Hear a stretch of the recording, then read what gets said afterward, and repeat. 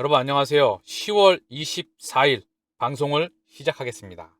자, 코인 뉴스의 일요일 주요 뉴스 브리핑에 우리가 체킹해야 될, 참고해봐야 될, 물론 이 사람의 움직임이 맞다고 볼 수 있는지 지켜봐야 되겠지만 저스틴 선이 트론의 저스틴 선 디파이에서 돈 빼서 미국 국채에 투자할 것으로 보여.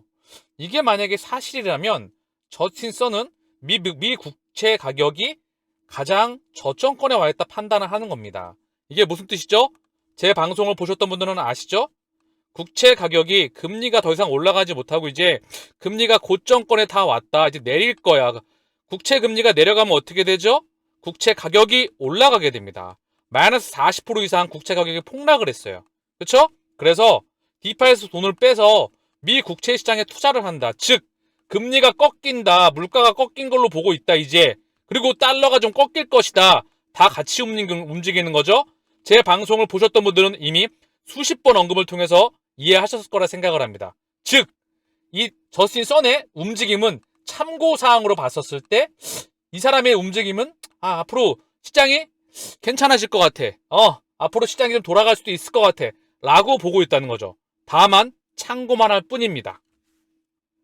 우리가 체킹해야 되는 건 뭐냐? 제가 항상 언급드렸죠? 첫 번째, 우크라이나 사태의 일시적인 종식과 약간의 반전이 필요합니다. 두 번째, 원유에 대한 감산이 아닌 증산에 대한 기미가 보여되고요. 세 번째, 중국에 대한 봉쇄가 락다운이 해제가 되고 공장에 대한 정상 가동화. 자, 이런 부분들이 맞물리게 되면서 물가가 어떠한 흐름을 보이게 되는지, 그중에 국제유가가 중심이겠죠. 이 부분에 대해서 그래야 시장이 돌려나갈 수가 있다. 왜? 미국 중앙은행이 이 물가를 기준으로 해서 명분으로 해서 양털을 깎았기 때문에. 물론 이 부분도 참고로 할 뿐이다. 매크로는 수백 가지 이슈가 있지만 가장 중요한 몇 가지 포인트를 뽑아서 그 그림을 그려 나가는 것으로 예측이 됩니다. 다만 시장에 대한 부분은 앞이건 뒤건 결국은 지나가는 부분이고, 리플과 XRP의 흐름은 결국 이 시계축을 땡겨오며 1번, 2번이건 간에 우리는 우리 시계축은 땡겨올 수밖에 없다는 부분을 인지하시고요. 자, 일본 시장은 조금 다른 부분을 보입니다. 채권 쇼크, 일본 YCC, 일드 커브 컨트롤 채권 저금리 정책 마침표를 찍는다. 지구촌 채권 시장 태풍의 눈이다. 자, 아까 저스틴 선과는 반대로 일본 시장에서 금리가 급등하게 되면 일본도 물가가 올라가잖아요. 그래서 일본 중앙은행이 이게 뭐냐면 이것부터 이해하자고요. 별거 아닙니다. 어렵지 않습니다. 국채 참여자들이 채권을 막 팔아. 금리가 올라갈 것 같으니까, 물가가 튈 것 같으니까 막 팔아. 던지면 어떻게 되죠? 국채 금리가 뛰죠. 국채 가격이 떨어지면서. 그러면 일본 중앙은행이 채권을 계속 매입하는 거예요. 그러면 받아내면 금리가 떨어지죠. 이게 바로 일드 커브 컨트롤. 뭐냐면 모자를 씌우는 거예요. 국채 금리가 올라가면 여기에 딱 우리가 만약에 1.0%로 국채 금리가 올라가면, 이거 이상 올라가면 우리가 다 받아낸다. 그러면 채권 시장 참여자들이 팔다가도 아니야 그만할게 라고 한다는 부분이죠. 연준에 남아있는 카드 중에 하나에는 마이너스, 그리고 일드 커브 컨트롤, 질적 완화, 회사채 매입, 이런 부분들이 남아있는데요. 결국 일본은 이미 질적 완화와 양적 완화와 일드 커브 컨트롤과 마이너스 금리 다 해봤다는 거죠. 이미 돌이킬 수 없는 정부 재정 정책, 이미 역사상 최대 부채에 가 있고요. 더 이상 돌이킬 수 없는 디플레이션. 그러나 얘네가 드디어 인플레이션이 나왔다는 거예요. 그래서 그게 경제 수요의, 경제 펀더멘탈에 대한 상승이 아닌 비용발, 바로 원자재와 에너지 가격에 대한 급등이기 때문에 만약에 이 상태에서 일본이 이걸 맞추고 금리를 올리게 되면 과연 버블이 어떻게 될지, 또는 엄청나게 퍼져 있는 마약을 맞고 겨우 수명을 견디고 있는 각 부분의 장기들이 터지게 됩니다. 자, 그러면 일본 엔화가 빠그러지게 되면, 자, 그 전에 파운드화가 문제를 보였죠. 그다음 엔화와 유로화. 그러면 전 세계가 흔들거리겠죠. 이 모든 부분들이 법정 앞에 종식을 땡겨오고 있다.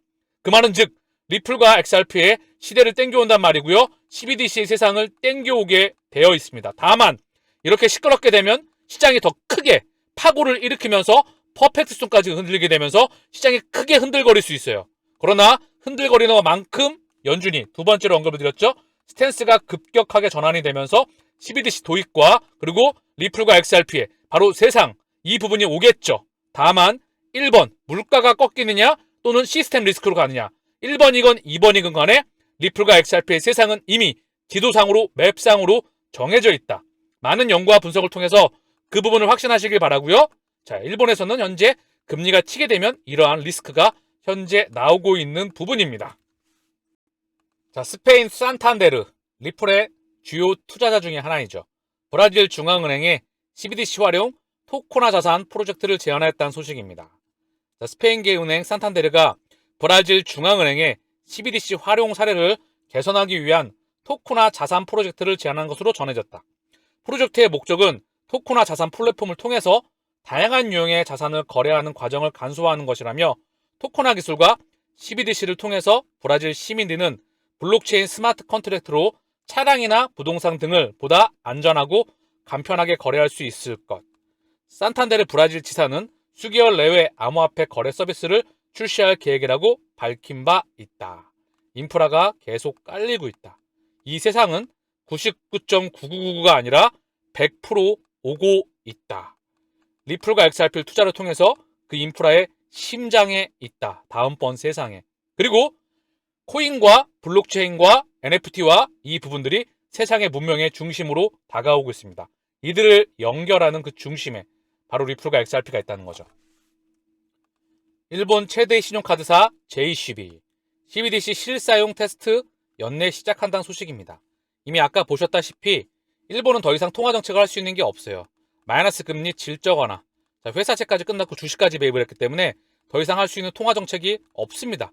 카드가 없어요. 그렇기에 CBDC를 도입할 수밖에 없다는 부분을 2016년 기준점으로 해서 이미 오래전부터 BIS 국제결제은행과 그리고 IMF 통화인축권을 포함된 국제결제통화에 포함된 미국, 유럽, 일본, 중국 그리고 스웨덴, 스위스 여러 국가들과 함께 이 모든 부분을 준비해 왔습니다.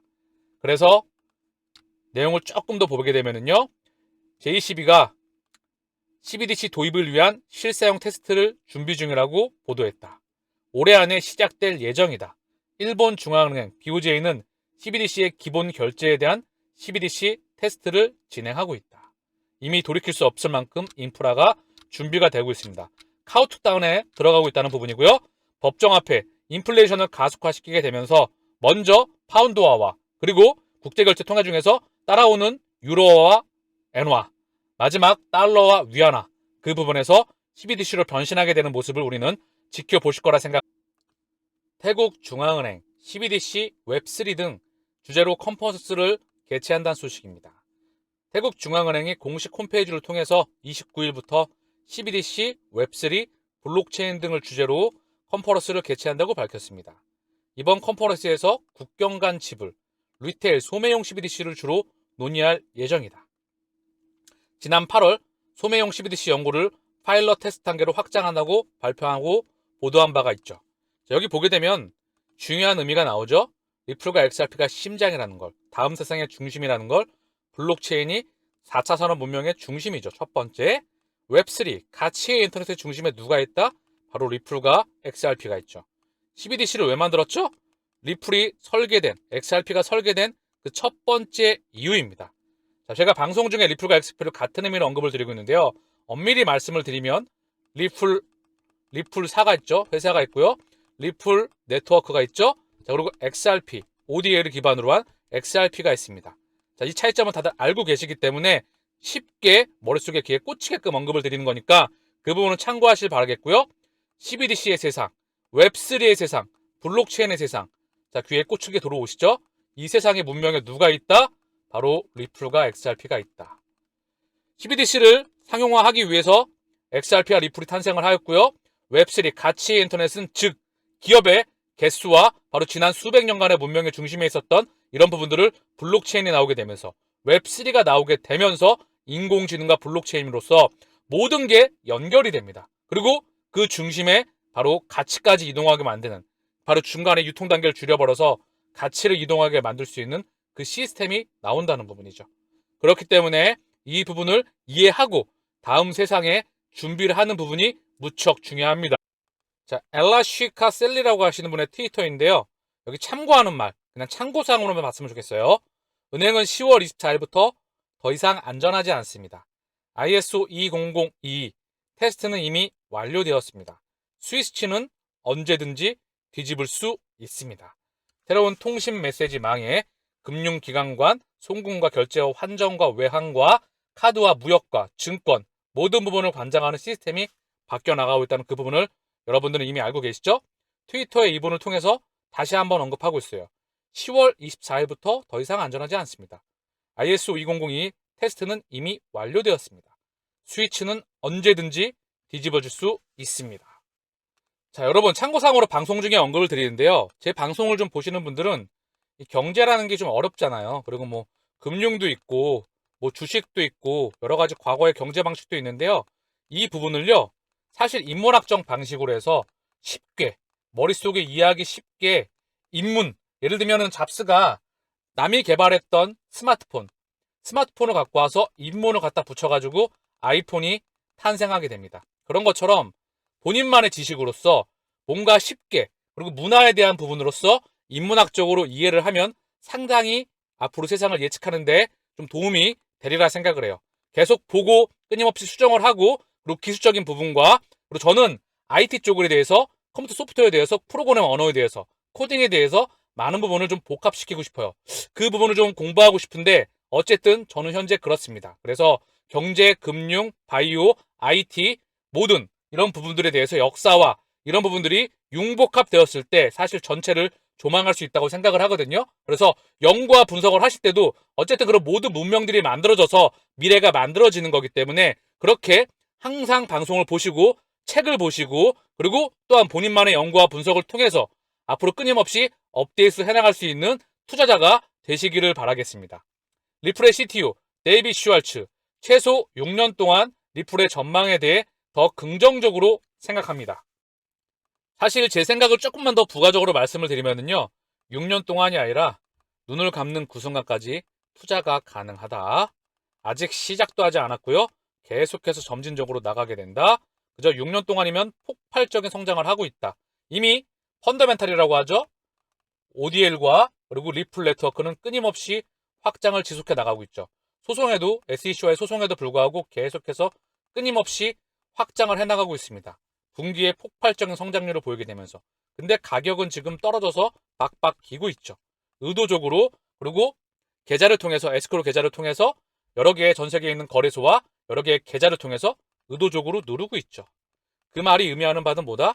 시기가 아직 도래하지 않았지만 도래하게 되면 폭발할 수밖에 없다고 설정이 되어 있다 생각을 합니다. 그리고 소송이 나와야 금융기관들이 아직 참여를 안 했잖아요. 증권사나 자산운용사나 이런 보통 전 세계 자금들이 그죠? 기관들의 자금들이 집행이 안 됐어요. 왜? 규제에 대한 명확성, 즉 법과 제도와 이런 명확성이 나와야 빨리 준비해줘. 우리 지금 바로 돈줄 들고 대기하고 있어. 니네 소송만 끝나고 법 제도만 만들어주면 바로 돈 쏠게. 라고 하는 미국과 유럽과 중국과 일본을 위시로 한 전 세계 자금들이 지금 대기 중이라는 거죠. 바로 이 블록체인과 코인 시장에 들어올 자금들이 줄줄이 대기하고 있다. 그렇게 소송은 무척 중요한 부분이고요. 결국은 소송 또한 큰 그림에서 지나가고 리플과 XRP는 이 문명의 세상의 중심이다. 라는 부분을 이미 여러분들은 인지하고 계실 거라 생각을 합니다. 자, 데이빗 슈왈츠는 최근에 리플과 크립토 산업 전반에 대한 자신의 감정이 적어도 6년 동안보다 더 긍정적으로 바뀌었다고 밝혔습니다. 자, 과거 6년보다 지금 더 긍정적으로 바뀌었다. 라고 또 볼 수도 있겠죠. 앞으로 다가올 6년은 과거 6년보다 정말 이제 드러내놓고 제도권에 될 수 있는 그런 부분이기 때문에 또한 세상을 바꿔나가는 혁신의 중심에 있기 때문에 상상을 초월할 거라 생각을 하고요. 법원의 최근 결과로 인해 리플과 회원 커뮤니티는 SEC가 제기한 진행 중인 XRP 소송에 대해 더욱 확신을 갖게 되었습니다. 그러나 질질 끌고 있죠. 엄청나게. 리플의 전망에 대한 긍정적인 감정. 발표 후 CEO인 브래디 갈무스 포함한 많은 리플 및 XRP 지지자와 회사의 최고 경영진이 트위터를 통해 흥분을 과시했습니다. 데이빗 슈왈츠도 리플의 미래와 전체 암호화 공간에 대해 더 긍정적인 감정을 키우고 있다고 말했습니다.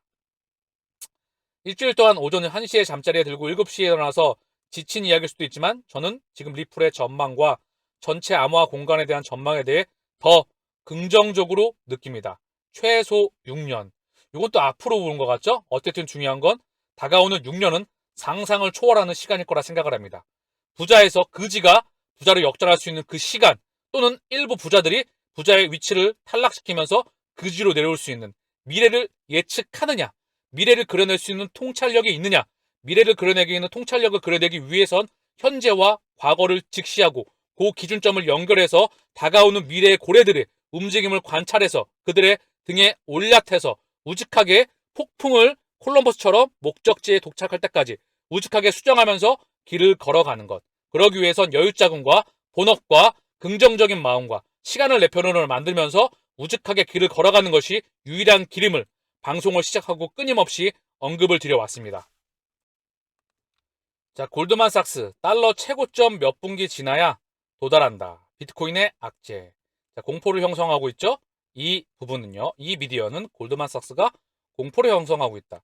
반대편에서 벤자민 코엔이라는 비트코인 투자 전략 분석가 벤자민 코엔은 뭐라고 언급하냐? 비트코인은 이미 50% 저평가 중이다. 공정 가격 수준을 회복할 것이라고 또 반대편에 있는 의견을 제시하고 있고요. 자, 그리고 디지털 전략가 비트코인 다시 투자 피난처가 될 수 있다. 뱅크 오브 아메리카의 디지털 전략가가 비트코인이 투자처가 될 수 있다고 전망에 관련 업계에 눈길을 끌고 있다. 대중 입장에서는 긍정과 부정이 다 한꺼번에 튀어나오면 헷갈릴 수가 있겠죠. 그래서 제가 늘 언급드리는 거예요. 뼈대, 플랫폼을 그리고 판과 지도를 그릴 수 있어야 된다. 그래야 이런 모든 부분을 걸러 나가면서 우직하게 항해를 지속해 나가서 목적지에 깃발을 꽂을 수가 있는 겁니다. 자, 미국 블록체인 협회 물가 잡히면 비트코인 상승으로 이어진다. 제가 언급드리는 부분이죠. 물가가 상승 추세가 나오다가 슈팅에 나왔던 부분이 되돌려지게 되면 첫 번째 시나리오죠. 그러면 연준의 스탠스는 바뀝니다. 그럼 달러의 가격은 꺾입니다. 그러면 금리가 꺾입니다. 물가가 꺾이겠죠. 그 전에. 그래서 원화의 강세가 나오겠죠. 그리고 위안의 강세가 나오고 코인 시장과 주식 시장의 강세가 나옵니다. 그리고 풀려있던 유동성의 자금들이 씨가 말려있던 자금들이 들어오겠죠. 첫 번째 시나리오. 두 번째 시나리오는 시스템 리스크로 갈 것 같으면 이때 연준이 긴축을 급격하게 전환하는 부분. 요거는 시계축이 좀 빨라지겠죠. 다만 시계축이 빨라지는 동안에 시장의 변동성과 파고는 퍼펙트 스톰급일 겁니다. 그래서 이 두 가지는 이 1번 시나리오건 2번 시나리오건 어쨌든 중요한 건 리플과 XRP는 결국 세상에 오고 있다는 부분을 여러분들은 이미 인지하실 거라 생각을 합니다. 자, 이번 주에 주요 경제 지표와 일정이 나오고 있는데요. 자, 보게 되면 빅테크 실적도 있을 거고요. GDP 경제 성장률, 신규 주택 판매, 실업수당 청구 건수, 자, 그리고 고용 지수, 그리고 소비자 PC 소비 지출 가격 지수, 이런 부분들이 나오게 됩니다. 이 기준점으로 해서 연준의 스탠스를 확인해 볼 수 있을 것 같은데요. 주택 가격 지수, 소비자 신뢰 지수, 그리고 신규 주택 판매 지수, 미국의 실질 GDP 예상치, 신규 실업수당 신청 건수, 미국의 내구 재구문, 자, 그리고 소비 지출 가격 지수, PCE 지수라고 하죠. 이거 굉장히 연준이 중요시하는 건데요. 중요한 건 지표는 저는 참고만 합니다. 사실 거의 후행성이기 때문에 확인되어 오는 부분이 있고요. 중요한 건 아까 언급드렸던 그 세 가지입니다. 모멘텀, 그리고 이 지표를 기본으로 해서 또한 언급이 나오겠죠. 자, 이 지표를 사용으로 해서 다시 한번 또 추가적으로 확인을 한번 하면서 언급을 따로 드리겠습니다. 이스라엘 재무부 텔 아이브 거래소가 증시 블록체인 기반 국채 발행 연구한다. 자, 내용을 보게 되면은요. 이스라엘 재무부와 텔 아이브 증권거래소가 DLT 분산원장 기술을 통한 국채 발행의 타당성을 확인하기 위해 공동 연구 사업에 돌입한다. 국채 발행과 운영을 위한 새로운 가능성을 열기 위해 DLT 활용 연구 프로젝트 에단에 착수한다. DLT 기반 채권 발행이 웹3 기술이 발전하는 상황에서 금융권 혁신을 위한 올바른 방향이 될 것이라고 보고 있다.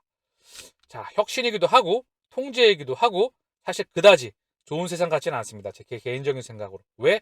중간에 파이가 나눠 먹던 게 다 없어지게 되고 직접 통제가 되기 때문에 사실 쉽지가 않죠. 양극단으로 치닫는 거기 때문에. 그렇기에 다가오는 미래는 이 부분을 인지하는 게 중요할 것 같고요. 중요한 거 우리는 바로 물질로부터는 독립을 해야 되겠죠. 그렇게 투자를 하고 있는 겁니다. CME 페드워치에서 11월 75bp 인상 가능성 95, 12월은 45.6%. 이 부분 때문에 반등이 나왔던 부분이죠. 코인 시장과 증권 시장에 반등이 살짝 나왔던 부분이에요. 그러나 바뀐 건 아무것도 없다. 그러나 저친선이 자, 미국 국채에 투자한다는 부분은 충분히 참고할 만은 합니다.